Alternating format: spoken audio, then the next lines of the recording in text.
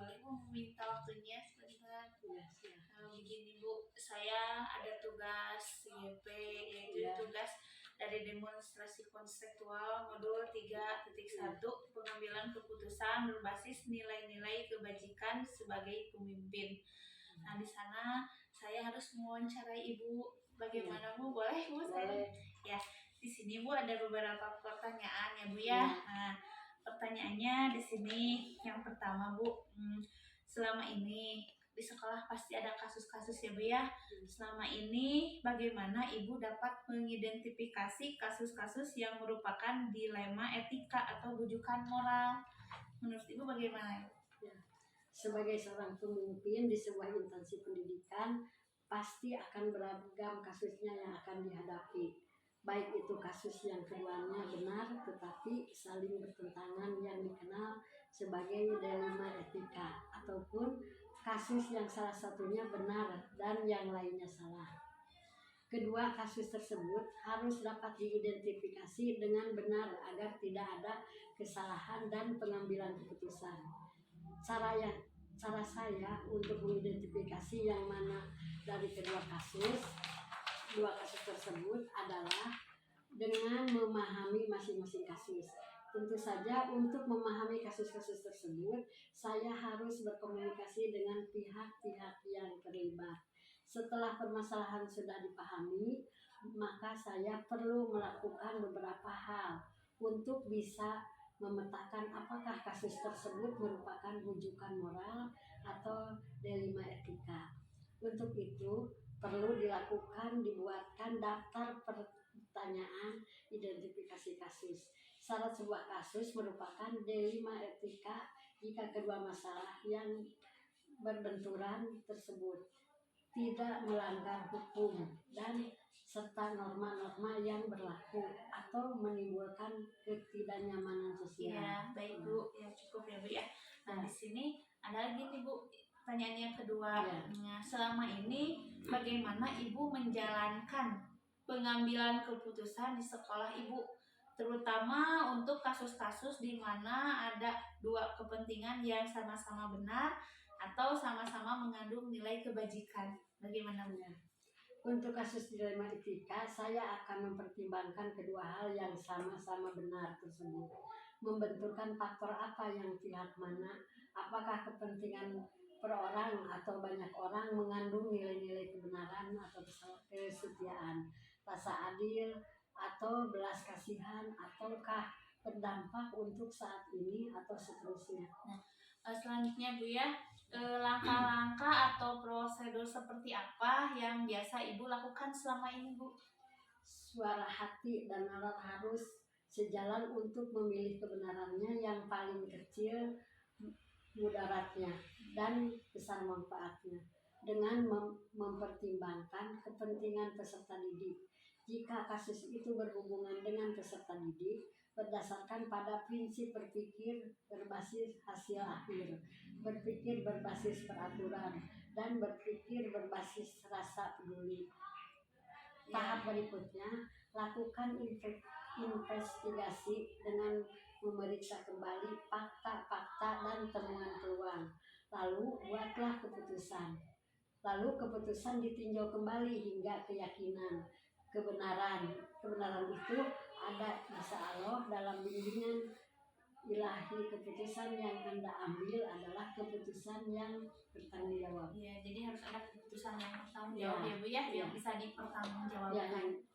Ya, selanjutnya Bu, hal-hal apa saja yang selama ini Ibu anggap efektif dalam pengambilan keputusan pada kasus-kasus dilema etika Bu? Dalam kasus pengambilan keputusan dengan dilema etika, hal efektif yang perlu dilakukan adalah dengan menyederhanakan pokok permasalahan dan membangun kebijaksanaan. Ya, hal-hal apa saja yang selama ini merupakan tantangan dalam pengambilan keputusan pada kasus-kasus dilema etika Bu? Hasil keputusan yang diambil mungkin akan pihak-pihak yang tidak dapat menerima sepenuhnya. Proses untuk dapat memahamkan sebagian orang untuk secara ikhlas menerima dan menjalankan keputusan menjadi sebuah tantangan. Serta untuk tetap istiqomah dan menjalankan keputusan yang sudah sebuah yang sudah disepakati. Ya. Apakah Ibu memiliki sebuah tata kelola atau jadwal tertentu dalam sebuah penyelesaian kasus dilema etika? Apakah Ibu juga langsung menyelesaikan di tempat atau memiliki sebuah jadwal untuk menyelesaikannya? Dan bentuk atau prosedurnya seperti apa yang Ibu jalankan? Tidak ada jadwal tertentu dalam menyelesaikan sebuah kasus. Prioritasnya harus mana yang perlu diselesaikan secepatnya, tergantung dari jenis kasus dan pentingnya kasus tersebut. Diselesaikan secepatnya agar tercipta lingkungan sekolah yang sehat, kondusif buat semua warga sekolah. Ya, adakah Bu seseorang atau faktor-faktor apa yang selama ini mempermudah atau membantu Ibu dalam pengambilan keputusan dalam kasus-kasus dilema etika? Komunikasi yang baik dengan semua warga sekolah, pengelolaan emosi yang baik, dan pemahaman tentang teori pengambilan keputusan sebagai seorang pemimpin menjadi faktor yang mempermudah dan membantu dalam pengambilan keputusan. Ya, nah dari semua hal yang telah disampaikan, pembelajaran apa yang dapat Ibu petik dari pengalaman Ibu mengambil keputusan dilema etika itu, Bu? Dalam mengambil sebuah keputusan, maka mengidentifikasi jenis kasus harus bisa dilakukan lebih awal dengan melakukan pengujian, lalu lakukan pengujian benar lawan benar untuk dapat menentukan paradigma apa yang akan kita pilih sehingga keputusan bisa diambil sesuai dengan prinsip-prinsip yang tidak merugikan siswa. Iya. Jadi mungkin kasus itu harus diidentifikasi terlebih dahulu ya Bu ya. Ya. Yang mana tidak boleh sampai siswa dirugikan gitu ya. Ya, baik Bu. Terima kasih Bu ya untuk waktunya. Ibu bisa membantu saya. Ya. Mudah-mudahan Bu nya ada manfaatnya ya ini bagi kita semua ya Bu ya. Amin. Ya. Assalamualaikum Pak. Waalaikumsalam. Selamat siang Pak ya. Ya, siang. Begini nih, saya punya tugas nih Pak, ada tugas CGP yaitu tugas demonstrasi konseptual modul 3.1 di mana tugasnya di sini pengambilan keputusan berbasis nilai-nilai kebajikan sebagai pemimpin. Nah, boleh Bapak saya mewawancari Bapak? Ya, silakan. Tugasnya harus Ya. Nah, di sini ada beberapa pertanyaan ya Pak ya. Nah, yang pertama di sini saya mau bertanya, selama ini bagaimana Bapak dapat mengidentifikasi kasus-kasus yang merupakan dilema etika atau rujukan moral? Bagaimana Pak ya?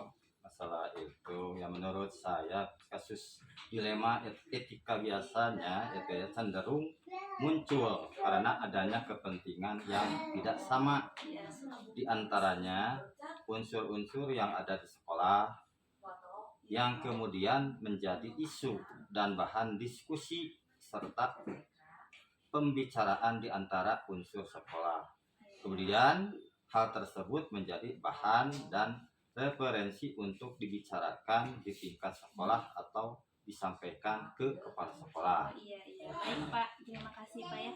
Nah, untuk selanjutnya Pak, nih ada lagi Pak ya. Selama ini bagaimana Bapak menjalankan pengambilan keputusan di sekolah Bapak, terutama untuk kasus-kasus di mana ada dua kepentingan yang sama-sama benar atau sama-sama mengandung nilai kebajikan. Bagaimana Pak? Untuk pengambilan keputusan ini atau hal tersebut saya lakukan dengan pendekatan ke komunikasi dan koordinasi, karena bagaimanapun pemimpin itu hanya menentukan dan mengambil keputusan, akan tetapi referensi dan indikator serta pertimbangan-pertimbangan dalam pengambilan keputusan ada pada unsur di dalam organisasi, yaitu stakeholder internal jika berkenaan dengan hal-hal internal. Ya, selanjutnya Pak, di sini langkah-langkah atau prosedur seperti apa yang biasa Bapak lakukan selama ini Pak? Mengenai langkah-langkah itu ya, menggunakan semacam prosedur yang saya lakukan dengan menentukan kasus tersebut berkesesuaian dengan job atau unit kerja apa, kemudian melakukan koordinasi dan menjalin komunikasi dengan unsur-unsur yang terkait dalam unit kerja tersebut, meminta pandangan-pandangan dari unsur yang ada yang nantinya akan menjadi dasar dan pertimbangan pengambilan keputusan. Ya, harus ada pengambilan keputusannya ya Iya, Pak ya. ya itu harus ada ya pengambilan Iya. keputusannya. Iya. Selanjutnya, hal-hal apa saja yang selama ini Bapak anggap efektif dalam pengambilan keputusan pada kasus-kasus dilema etika, Pak? Mengenai hal-hal yang itu ya dianggap efektif ya dalam pengambilan keputusan adalah senantiasa menjalin dan menjaga keberpihakan melalui kebersamaan dan komunikasi dengan unsur pimpinan, terutama yang dapat memperkaya referensi kita. Selanjutnya Pak, hal-hal apa saja yang selama ini merupakan tantangan dalam pengambilan keputusan pada kasus-kasus dilema etika? Tantangan itu pasti ada ya. Cuma pada tataran di sini menyesuaikan diri terhadap keputusan yang sudah diambil, yang tidak mungkin bisa memuaskan kedua belah pihak. Akan tetapi paling tidak meminimalisir kekecewaan karena proses pengambilan keputusan sudah dan dilakukan dengan melibatkan unsur-unsur yang relevan yang ada di sekolah. Apakah Bapak memiliki sebuah tata kelola atau jadwal tertentu dalam sebuah penyelesaian kasus dilema etika? Apakah Bapak juga langsung menyelesaikan di tempat atau memilih sebuah jadwal untuk menyelesaikannya? Bentuk atau prosedur seperti apa yang Bapak jalankan? Untuk jadwal itu sudah tentu ya adanya. Tidak ada, akan tetapi substansi dan urgensi sangat diperhatikan di dalam menyelesaikan permasalahan. Karena penyesuaian permasalahan semakin cepat, maka akan semakin baik dalam rangka menjaga harmonisasi dalam lingkungan kerja. Ya. Adakah seseorang atau faktor-faktor apa yang selama ini mempermudah atau membantu Bapak dalam mengambil keputusan dalam kasus-kasus dilema etika, Pak? Oh, Yang masalah membantu yang membantu Iya. kayak seseorang Iya. atau itu masalah faktor-faktor itu sudah ada ya yang mempermudah dalam pengambilan keputusan. Sesungguhnya tidak ada yang khusus, akan tetapi perlibatan unsur-unsur internal sekolah sering dilakukan untuk memperkaya referensi dan informasi. Dari semua hal yang telah disampaikan, pembelajaran apa yang dapat Bapak petik dari pengalaman Bapak mengambil keputusan dilema etika? Yang saya itu ya ambil masalah Ya. keputusan yang dilema tersebut atau dilema etika tersebut gitu ya. Satu, memahami konteks permasalahan. Ya. Dan yang keduanya gitu ya, ada dua sini, koordinasi dan komunikasi sangat penting adanya karena selain untuk menjaga harmonisasi lingkungan kerja juga untuk memperbanyak referensi. Ya. Jadi Bapak itu harus memahami dulu permasalahannya bagaimana ya Pak. Iya. Baru adanya keputusan dan keputusan itu tidak terlibat dari harmonisasi di lingkungan kerja Bapak ya. Iya. Mungkin Pak itu yang dapat saya pertanyaan mewawancari ke Bapak. Iya. Dan saya terima kasih sekali ya Pak Iya, ya. Mohon maaf sama-sama. saya mengganggu waktunya Oh Bapak. enggak, mudah-mudahan ini ya jawabannya tidak memuaskan ya. Iya. Ya itu harus pasti umpamanya ada hal-hal yang kurang, tapi itu ya semampu Bapak. Iya. Bapak terima kasih sekali Ya, Pak ya. ya. Mohon pamit Pak ya. Iya, Assalamualaikum warahmatullahi wabarakatuh. Waalaikumsalam.